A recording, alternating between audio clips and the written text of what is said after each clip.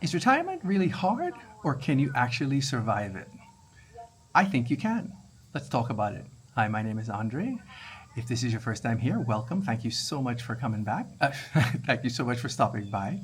If you're coming back, thank you so much for coming back. Truly, truly appreciate it. All right, so let's dive in. The most watched video on this channel is a video called Advice to My Pre-Retirement Self. And once I did that, I always planned to do a part two, which this is going to be that, and this is going to be called Advice to My Recently Retired Self. I'm about 7 months into retirement. My wife and I retired at the end of 2024. This video is being made in July of 2025. And I've learned a few things since retiring. So let's dive into those. All right, number one, enjoy it to the fullest. Oh man, do things that you always meant to or hoped to or planned to do. Dive in. Learn new skills and explore new interests. For myself, recently I installed a Ring doorbell, which for you really handy people I know is not a big deal, but for me it was a bit of a challenge, but Google and YouTube are your friends. Watched a couple of videos, read the instructions, boom, was able to add doorbell installer to my list of accomplishments. Reconnect with loved ones. Had a lot of opportunities to just go and hang out with my sisters, my parents, my best friend, just kind of get to hang out, which has just been amazing. Sometimes when working, you don't always make the time or find the time to be able to do stuff like just sit down and shoot the breeze. We were able to do that. Travel to places you've always wanted to visit. My wife and I, if you've been following the channel, know that we have gone on multiple trips. So we kicked off with our Africa trip. We then also went out to California. We've been down to Washington, D.C. And we have more trips scheduled for the rest of the year. And that should be a lot of fun. Give yourself permission to rest. I have done a heck of a lot of resting during retirement. Resting from not having anything specifically scheduled, taking naps in the middle of the day, just going to bed when I feel like it, waking up when I feel like it. Really a lot of fun being able to have full control of my schedule and just doing whatever it is I want to do. Create a flexible but meaningful daily rhythm. So yes, I go to sleep when I want to, I wake up when I want to, but it is probably to your benefit to have an established set of things that you do, whether it be going out to meet somebody for lunch, whether it is eating lunch at a particular time, watching your TV shows or movies at a particular time, reading, whatever it might be.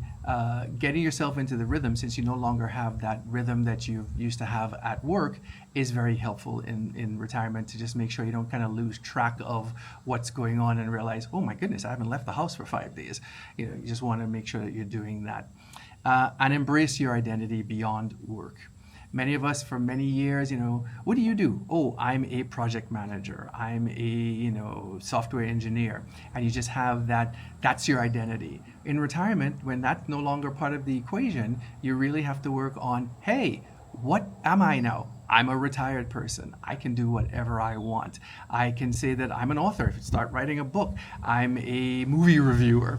I'm a, cake baker, whatever it might be. Just put yourself into redefining who you are, not in terms of what you do, but just in terms of who you are as a person. All right, number two, keep a close eye on your finances. On this channel we talk a lot about finances, working on your finances, keeping an eye on them, best ways to manage your finances, etc. So you definitely want to do that.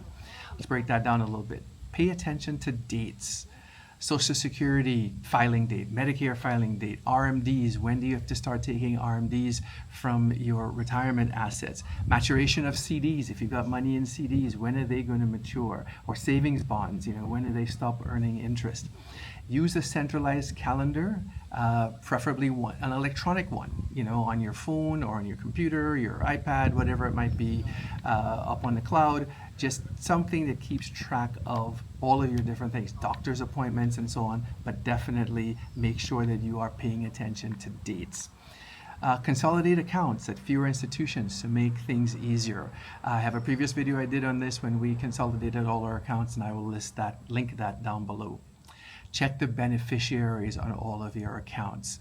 As you have, whether it be your IRA, Roth IRA, 401k, savings account, whatever, all of them should have a way for you to set the beneficiary, and you want to make sure that those are updated so that, when I was younger, I might have had my parents as my beneficiaries, and I got married and you change your wife to your beneficiary, and then you have children, and you say, oh, wait a second, I need to, have one child, and I make my child a partial beneficiary along with my spouse, and then you have two more children, and you're like, hey, you just have to make sure that you keep track of, who your beneficiaries are, and not have some, beneficiary that was the case 20 years ago, but is no longer the case now. Be very vigilant for scams. As you get older, you are a bigger target for people trying to scam you.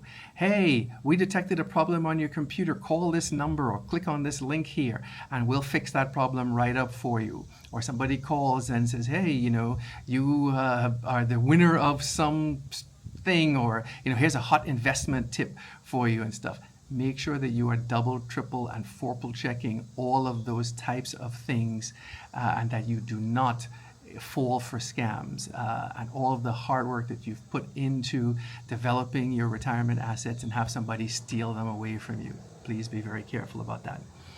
Get comfortable managing your money electronically.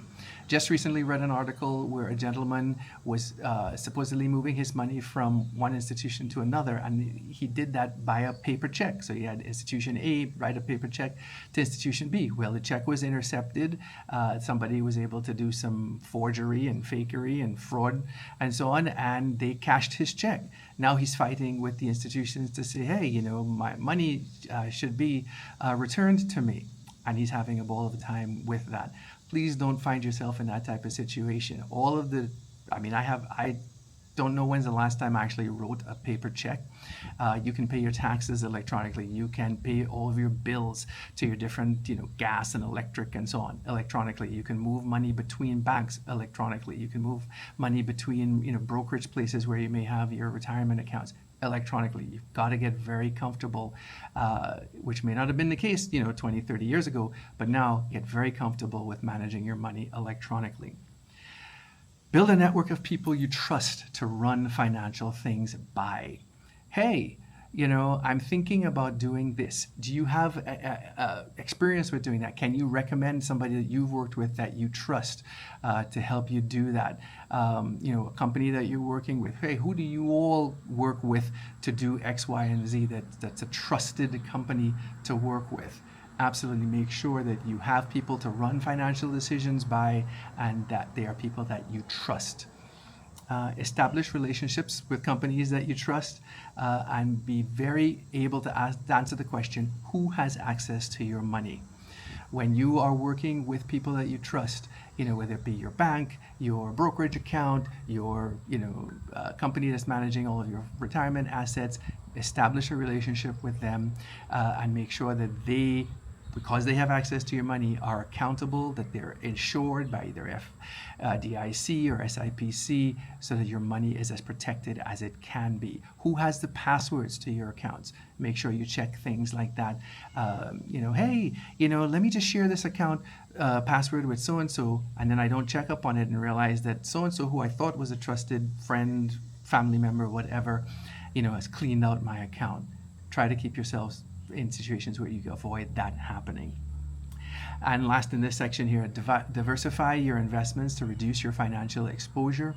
I think I've talked about it on here before. When I was younger in my career, most of our money was in S&P 500 index funds. But as we get older, we want to reduce our exposure to equities, to the market, to the stock market, and get some of our money out into, bonds, or, treasury bills, or even just some money into cash, so that we are not as, open to as much risk from the stock market.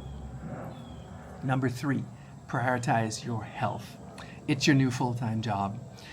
Invest in some walking shoes and annual checkups. Your doctor doesn't have to become your best friend, but make sure that you're checking in when you see something that doesn't quite, hey, my leg feels funny, or, my arm's not quite working right, or whatever, or my stomach's been bothering me.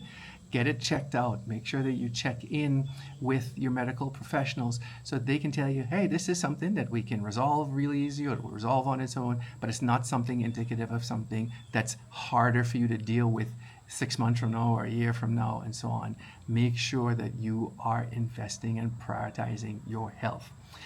Physical and mental checkups need to become habits. They need to become something that you schedule, and you see your doctor every 6 months or a year or whatever it is that they've suggested. That's what you need to do. Make sure that you are staying on top of your health.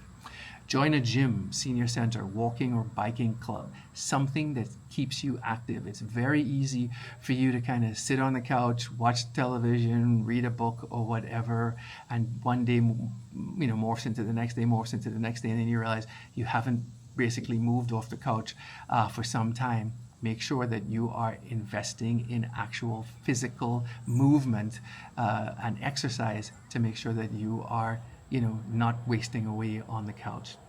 All right, that's it. I can't say it enough. Prioritize your health. Number 4, don't overlook the very necessary aspect of forming and or maintaining social connections. However you do it, pay specific attention to your social circle, whether it be via social media, meeting up for a meal with, friends and acquaintances and so on, taking shared vacations, or whatever. Keep in touch with your social contacts.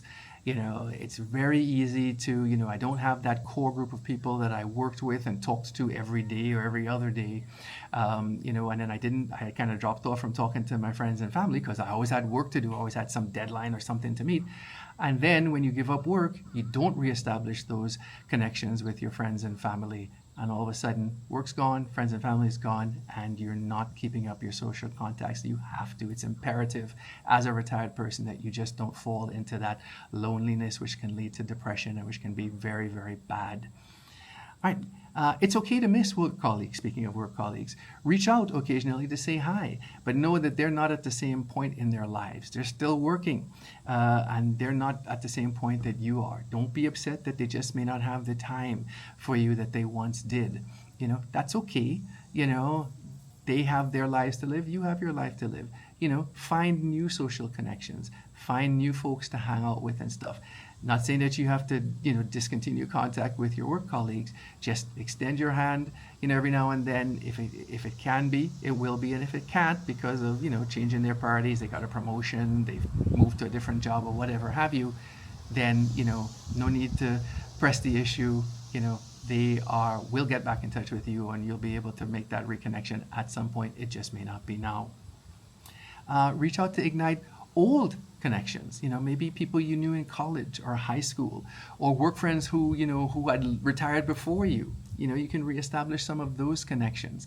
That's definitely something to explore, especially for people who might be of similar ages to you. People who were in high school with me, they're probably close to retirement or retired already, similar to me. People I knew in college, same thing, or work colleagues who, like I said, may have retired and gone on before you, may just be really anxious to reignite a connection with you because, maybe you guys used to have lunch every day, and then 2 years ago they retired. Well, now you're retired. Maybe you can reestablish that connection as well. Number 5, take steps to protect yourself.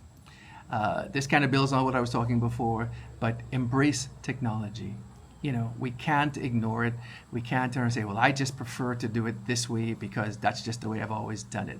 Everybody is migrating to take advantage of technology. Your grocery store, the bank, the hardware store, you name it. People, said, no, send me a letter, send me an email, don't write me a check, Venmo me the money, etc. You've just got to embrace technology.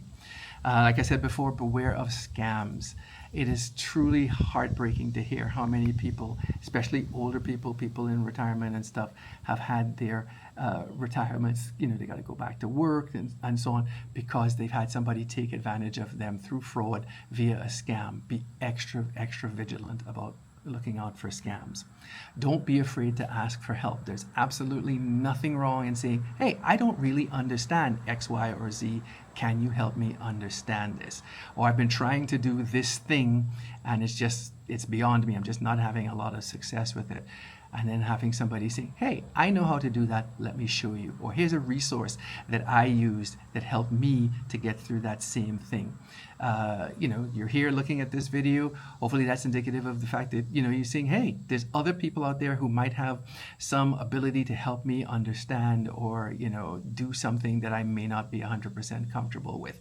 And I will tell you, I am on YouTube and Google and stuff daily looking for, hey, how do you do this? Or what, is involved in doing that, etc.